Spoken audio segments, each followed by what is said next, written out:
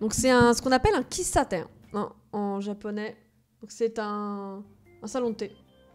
Koko ga le blanc no yoda. On dirait que c'est ici le blanc. Donc c'est le nom du restaurant. Ici, globalement. Haite myo. Entrons pour voir. Sakura Sojiro da. 1年間お前を預かることになってる。 Rapidement là ici, il dit 1年間, 1年間. Donc cette année, pendant un an, 1年, un an, kan, la durée, pendant un an. Omae, omae c'est tu, toi, détendu, hein, comme je disais, parce qu'on est sur un daron, hein, qui parle à un jeune. Donc ça marche, ça peut marcher. Azukaru, c'est prendre en charge, ok. Donc omae o azukaru, je vais m'occuper de toi, ok. Je vais te prendre en charge. Et comme je disais, le fait de mettre une phrase forme neutre plus koto ni natteru, ça permet d'exprimer une décision qui a été prise, une décision extérieure qui n'est en général pas de votre fait, mais qui devient une espèce de règle, un truc un peu qui dure. Par exemple, ça sous-entend que, on sait pas vraiment, mais ça sous-entend que Sakura Sojiro, il voulait peut-être pas forcément nous prendre en charge, mais ça a été décidé comme ça, on sait pas encore par qui ou par quoi, et comme ça va durer pendant un an, ça va s'inscrire comme une espèce de règle. Ça dépend du contexte, mais là c'est écouter. Ok, kiku, verbe du premier groupe, écouter. Avec une forme en teiru, ça permet d'exprimer globalement kiiteiru, que quelque chose, ça dépend du contexte, mais que quelque chose est en cours, ou alors dans un état qui dure.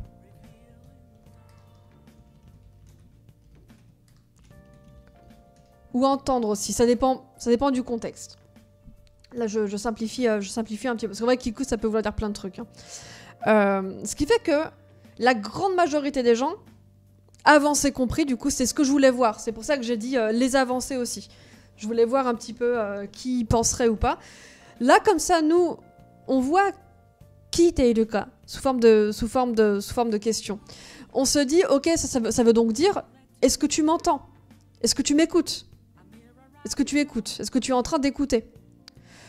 Le problème, c'est que si on fait ça, là, ça n'a pas de sens. Le gars, on vient d'arriver dans le restaurant, il vient juste de nous dire je m'appelle Sojiro. Ça n'aurait aucun sens qu'après ils disent je m'appelle Sojiro. Tu m'écoutes? Tes parents connaissent mes clients. Ça n'a aucun sens.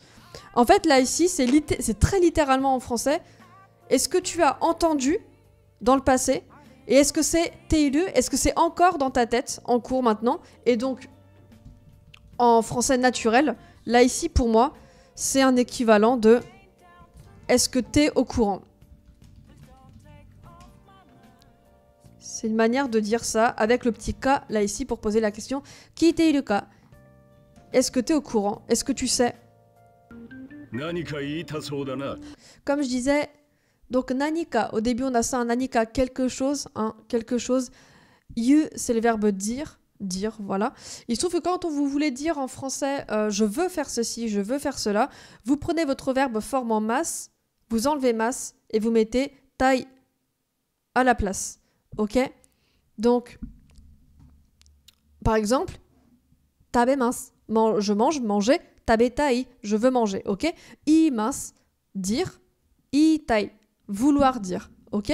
Et encore après, si vous voulez dire avoir l'air de, par exemple, ah bah tiens, quelqu'un a l'air de vouloir manger, par exemple, vous prenez dans le cas où ça finit par i, comme ça, comme dans tabeta i, vous prenez le i, vous l'enlevez et vous rajoutez soda. Par exemple, tabeta i, je veux manger, tabeta soda, tu as l'air de vouloir manger. Par exemple, je sais pas, vous avez devant vous quelqu'un qui se lèche les babines, par exemple, vous voyez, voilà, itai, je veux dire quelque chose, ita soda, tu as l'air de vouloir dire quelque chose. Ça veut dire que vraiment là la personne, nous on se voit pas là, mais peut-être que on a les lèvres qui bougent, ou vous savez, on a un air sur le visage qui donne l'impression à l'interlocuteur qu'on va dire un truc.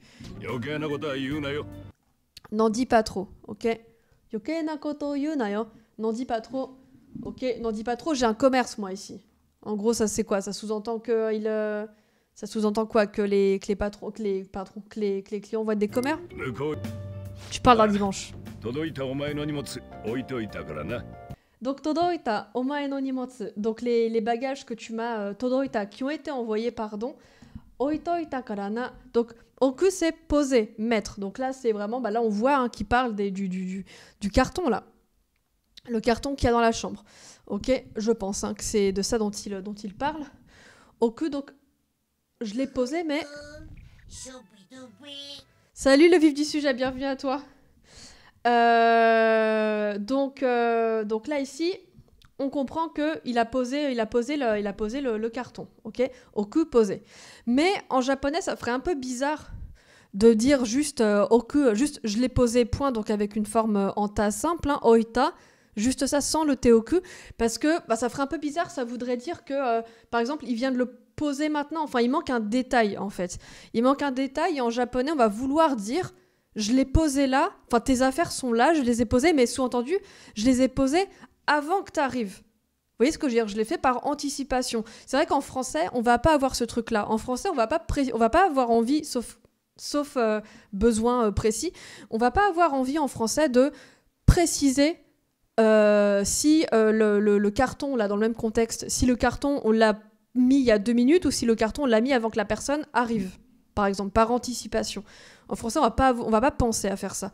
En japonais, c'est assez important d'utiliser cette forme-là, le teoku, pour marquer qu'une action est faite en avance, parce que, voilà, il se trouve qu'en japonais, quand une action est faite par anticipation, la grammaire, le fonctionnement de la langue fait qu'on le précise. Donc là, ici, oite, oku, donc oku, le verbe oku devient formenté. Oku, oite, ok, les verbes qui finissent par ku se transforment avec ite. Oku, oite, oku, oite, oui, oku, oite, ok, par exemple, kaku, écrire, kaku, kaite, ok, donc formenté, oku, oite. Et après, vous rajoutez encore oku. Donc c'est vrai qu'en plus, ça fait un petit peu bizarre. Hein, ça fait oite oku. Ça fait un petit son comme ça.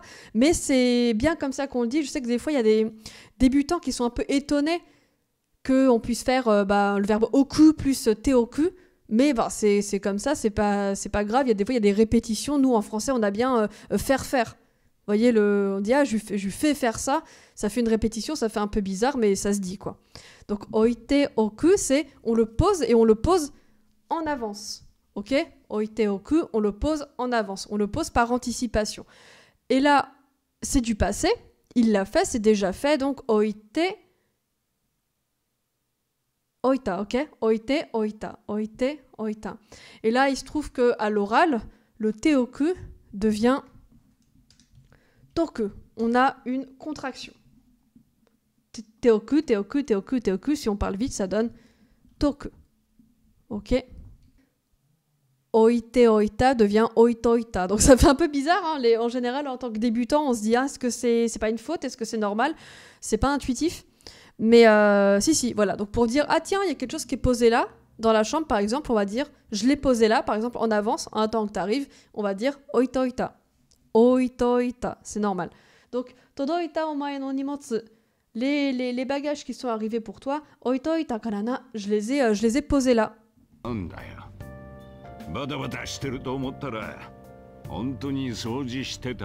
Ah, c'est pas mal ça. Batabata suru, batabata shiteru, parce qu'il était en train de faire le bazar. Batabata shiteru. Tu étais en train de faire le bordel. Tomottara. Comme je vous ai dit, ce tomottara, il est dur à traduire en français. Parce que littéralement, ça veut dire alors que je pensais, alors que j'étais en train de me dire ceci, en fait, il se passait cela. Ça ne se traduit pas trop en français, ça. Mais en gros, je me disais que tu faisais un bordel, mais en fait, hontoni, soji shite ta no ka, soji shite ta no ka, soji suru, c'est le fait de faire le ménage. Voilà, tu faisais le ménage. Soji suru, c'est faire le ménage. Soji suru. Voilà, batabata shiteru te omottara, je me disais que tu en faisais un bordel, mais en fait, honto ni soji shite ta no ka, mais en fait, tu faisais vraiment le ménage. Otonashi, c'est quelqu'un qui est, ça dépend du contexte, qui est mature, qui est docile, qui est sérieux un peu. Globalement. Donc à la base, étymologiquement parlant, c'est otona adulte, mais là, otonashi, mature, docile, sérieux, calme.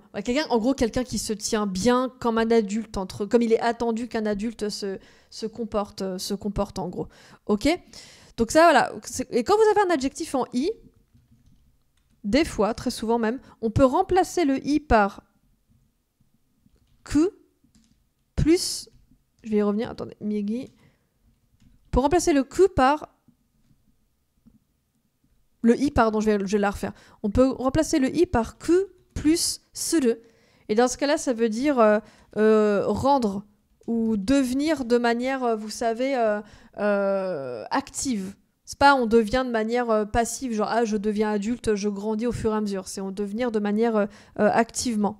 Rendre quelque chose. Se transformer en quelque chose de manière active. Donc en gros, là, ici, otonashi. Faut vraiment se dire que voilà, le français et le japonais ne marchent pas du tout pareil. Donc nous, en français, évidemment, parler comme ça nous paraît très bizarre parce que on ne parle pas comme ça. En français, on ne dit pas se rendre soi-même docile ou se rendre soi-même sage. Ça ne se dit pas en français, mais littéralement, si on analyse la phrase, là, c'est ça en japonais. Otonashiku suru, c'est se rendre docile, se rendre sérieux. Donc là, ici, faut limite... Hop, le voir comme otonashiku suru. Faut le voir vraiment comme un verbe à part entière, je trouve, en français, là, ici. Hein. Otonashiku suru, c'est plus simple comme ça, de le voir comme bien se tenir. Se tenir tranquille. Être sage, bon, pour un ado, un adulte, ça fait un peu bizarre quand même, mais se tenir tranquille. Littéralement, se transformer...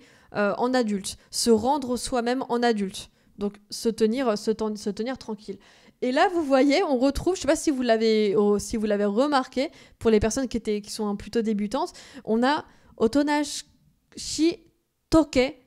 En fait, là, c'est le teoku de tout à l'heure. Vous vous rappelez, tout à l'heure, on a vu teoku, toku. Hein, tout à l'heure, c'est la version contractée, toku, mais c'est le même sens. Faire par anticipation. Faire quelque chose par anticipation. Ok, et là c'est juste que là le toke, ke comme ça, le ku qui devient ke, c'est juste un impératif. C'est un impératif familier. Ok, très familier, très autoritaire. Ok, donc effectivement ici fermenté de suru, c'est shite. Ok, otonashiku suru, otonashiku shite. Ok. Et après, on rajoute oku. Ok, je vais vous donner un verbe plus simple pour marcher, parce que là, en vrai, le verbe, il est même un peu difficile à prononcer. Par exemple, avec une forme en T plus oku, tabete oku, manger en avance, par exemple, c'est pas le meilleur verbe pour ça. Tsukuru, préparer. Tsukute oku, préparer en avance, ok. Et il se trouve que voilà, si on veut vraiment donner un côté vraiment familier à la phrase, un peu autoritaire familier comme Sojiro nous parle, le ku va devenir ke. Donc, tsuku toke, prépare ça en avance. Ok. Et donc là, otonashiku shitoke, c'est vraiment conduis-toi en adulte par anticipation.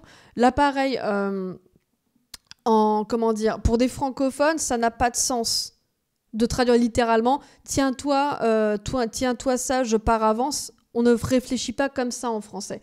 Mais ce que ça veut dire là, c'est en gros, commence déjà à te préparer psychologiquement, à bien te tenir pour bien te comporter ensuite devant les profs. Vous voyez ? Et en fait, après, mais tout ça, voilà, faut les apprendre un peu limite comme des expressions à part entière, des expressions toutes faites que vous allez ressortir dans certains contextes.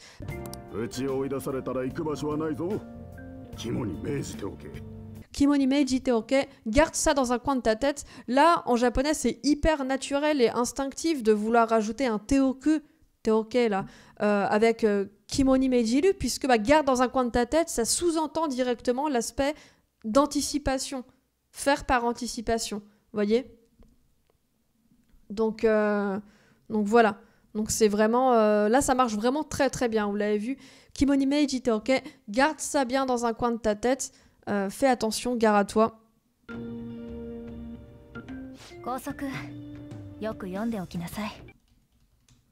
Faire par anticipation. Yomu, c'est lire. Donc, yonde oku, c'est lire en avance. C'est logique. c'est un règlement d'école.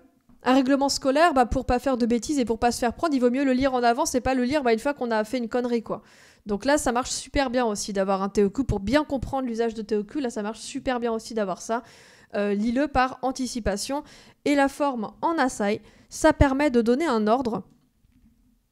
Ça permet de donner un ordre plutôt doux. En fait, c'est un ordre doux, mais en même temps strict et doux en même temps. C'est pour ça qu'en général, cette forme-là, cette forme en asai, vous allez la voir dans des manuels scolaires, par exemple. Par exemple, lisez le texte suivant, écrivez la chose suivante. C'est beaucoup une forme que vous allez entendre de la part des mamans envers leurs enfants aussi. Par exemple, tabemas, manger, tabenasai, mange. C'est à la fois strict, mais en même temps doux, vous voyez. Beaucoup de la part des profs aussi. Là, en plus, voilà, c'est une prof, on voit bien, elle est douce, elle n'a pas l'air brutale. Voilà, elle est toute douce. C'est beaucoup utilisé par beaucoup de femmes aussi. Donc, voilà. Là, ici, yonde oku, yonde okimasu devient yonde okinasai. Donner, passer. Mais c'est pas, voyez, c'est pas comme le verbe ageru, par exemple. Parce que là, vous pourriez me dire, ah bah, donner, c'est ageru, par exemple. Vous voyez, mais là c'est pas ageru, parce que ageru, quand on utilise ageru, c'est quand c'est pour donner quelque chose à quelqu'un, mais par exemple en mode cadeau, un truc qui profite. Vous voyez, alors que watasu, c'est plus on passe quelque chose un peu de la main à la main, comme ça. Ça peut être, voilà, comme je vous disais, passer des clés, passer des documents. Voilà, c'est remettre, hein, par exemple, ouais, comme tu dis, Ten, remettre, hein, voilà, remettre quelque chose à quelqu'un. Vous voyez, mais pas en mode cadeau, quoi. Je vais te le passer, je vais te passer ce truc. Voilà, par exemple. Et justement, faudra faire un petit peu attention à ça. Souvent, les faux débutants vont avoir tendance à confondre, à surutiliser, par exemple, ageru pour donner, alors que dans plein de contextes, ce serait plutôt watasu qui vaudrait mieux utiliser, parce qu'il y a vraiment ce côté, je te le passe, quoi. Vraiment, je te le passe. Et là, vous avez vu, je le rappelle encore, teoku, toku, c'est encore une fois faire en avance, par anticipation. Donc, watashi toku.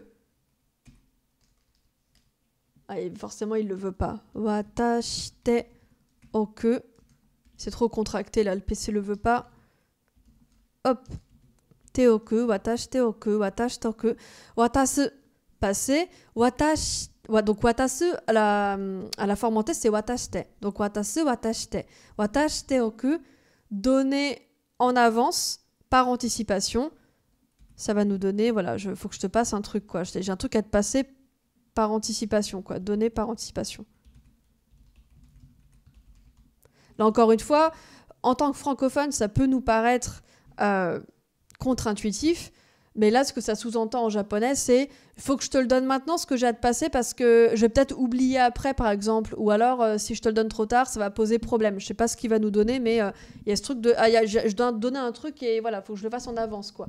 Watashi toku mon. Mon, c'est mono, contracté. Mono, une chose, hein, qui peut parfois se transformer en mon à l'oral. Watashi toku mon. Un truc à te donner, une chose à te donner. J'ai un truc à te donner. Nikicho, c'est genre un agenda, un petit journal intime pour noter notre progression dans le jeu, quoi. Ok, bah vous voyez, voilà pourquoi il y avait un teoku. Nikicho, c'est un petit agenda, un petit journal intime. Pourquoi c'était teoku? Parce que s'il nous le donne, si le journal intime il nous le donne au bout de 6 mois qu'on habite chez lui, ça va poser un peu problème, quoi. C'est un peu tard. Faut qu'il nous le donne au début, faut qu'il nous le donne en avance.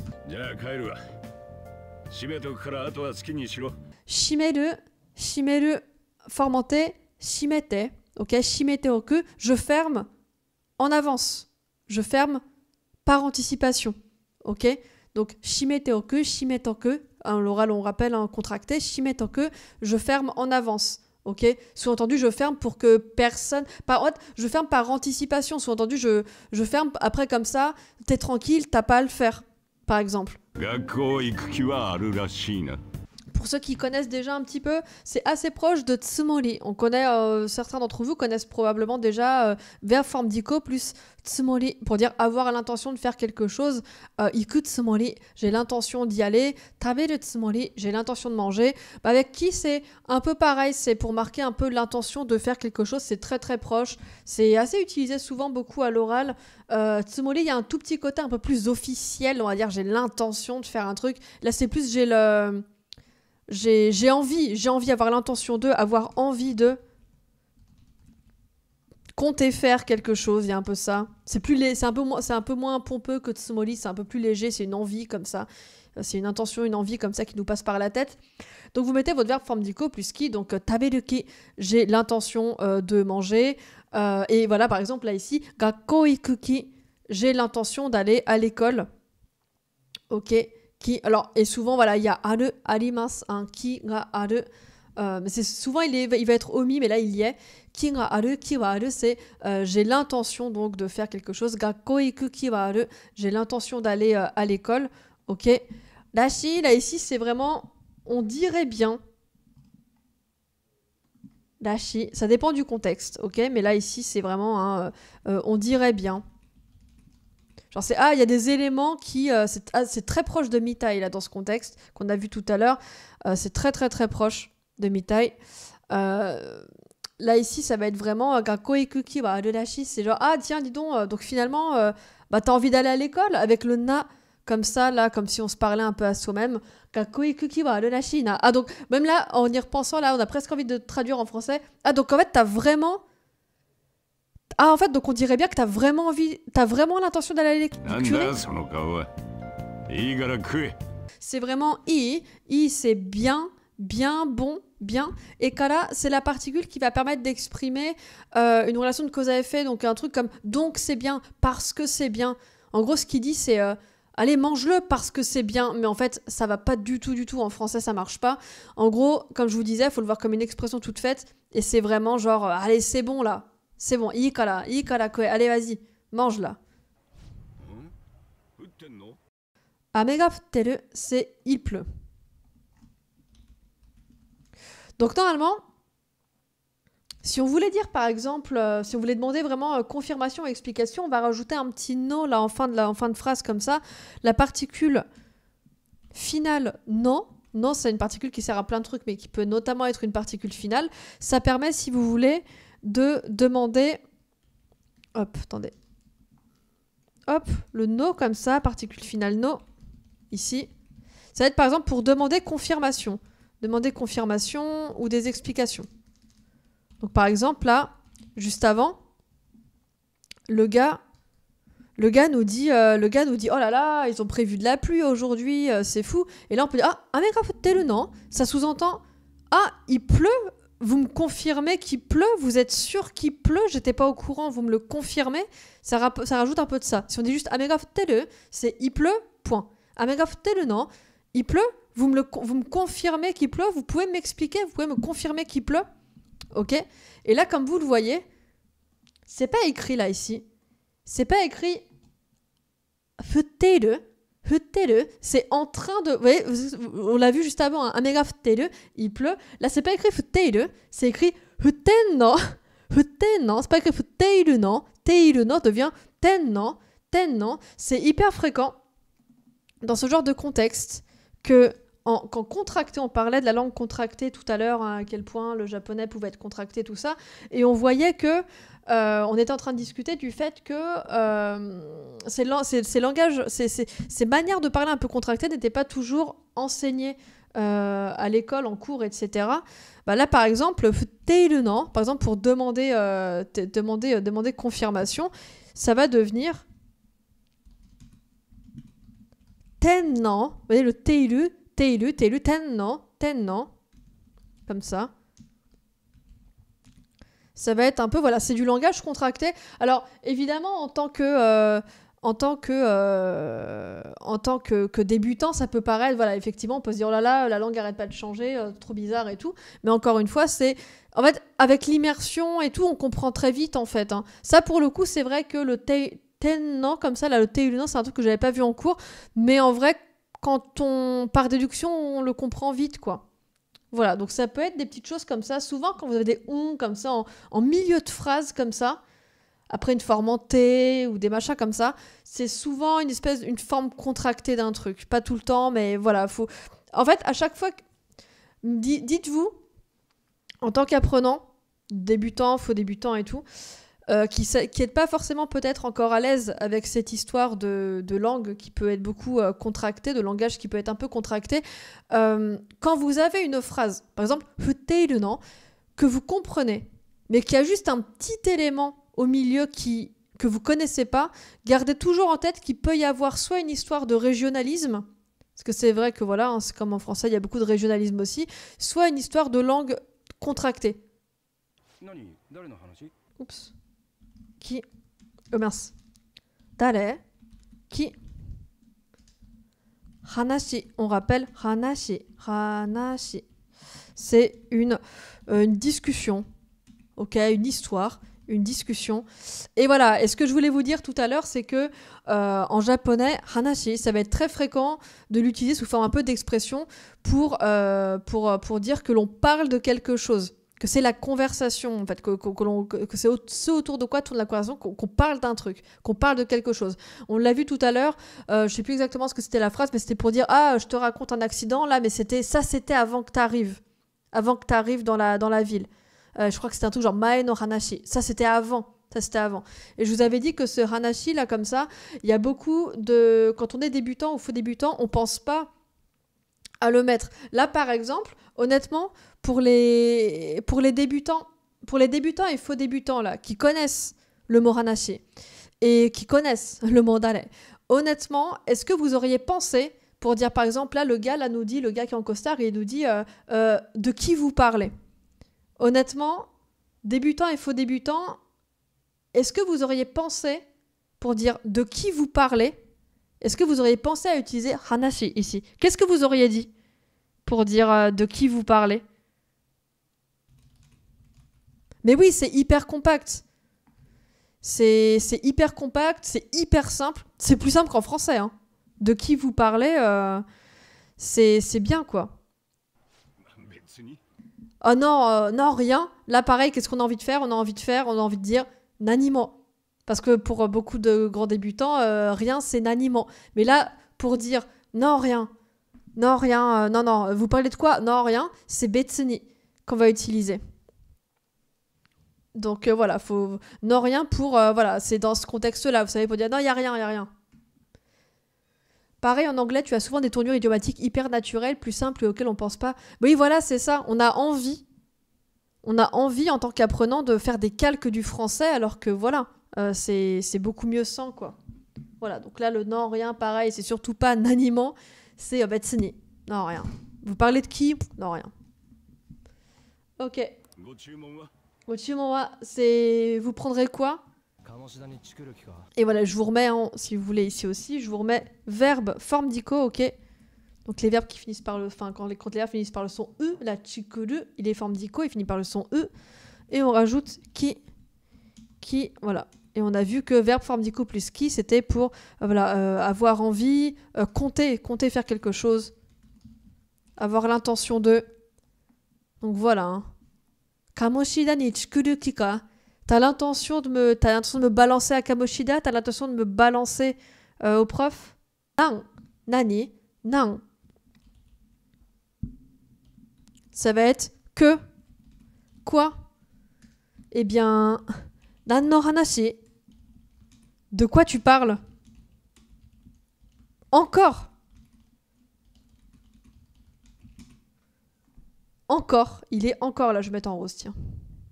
Pour fêter ça, je vous le mets en rose. Allez hop. Nan no hanashi. De quoi tu parles? Et là, pareil, pardon, mais je vous repose la question, les débutants.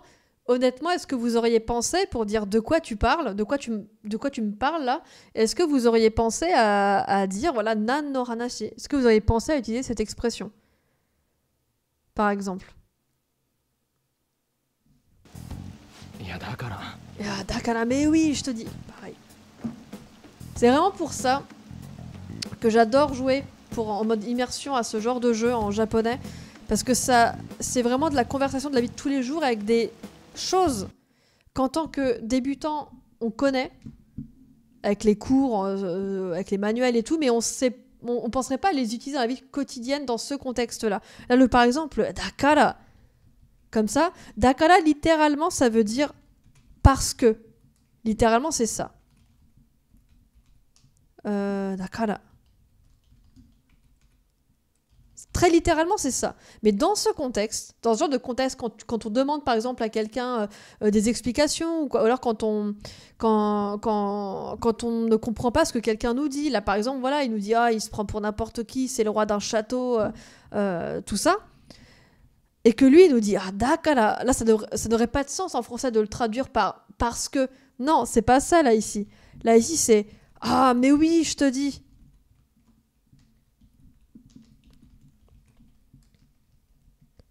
Ah, genre vraiment, ah, mais oui, regarde. Mais ah, regarde. Ou alors, ah, je te dis, mais oui, je te dis. Donc là, Minai Kao, c'est vraiment genre ta tête me dit rien, quoi. C'est vraiment Minai Kao, dana. Je t'ai jamais vu, quoi. Je t'ai jamais vu, quoi.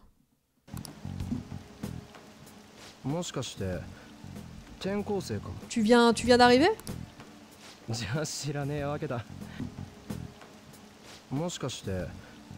Tu viens d'arriver? Shiranai. Shiranai.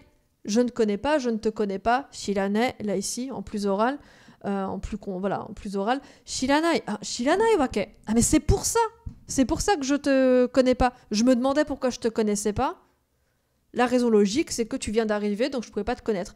C'est pour ça, pas étonnant que je te connais pas. Merci encore pour tout. Et puis à demain, du coup, pour certains, peut-être. Et à la semaine prochaine, ou à plus pour les autres.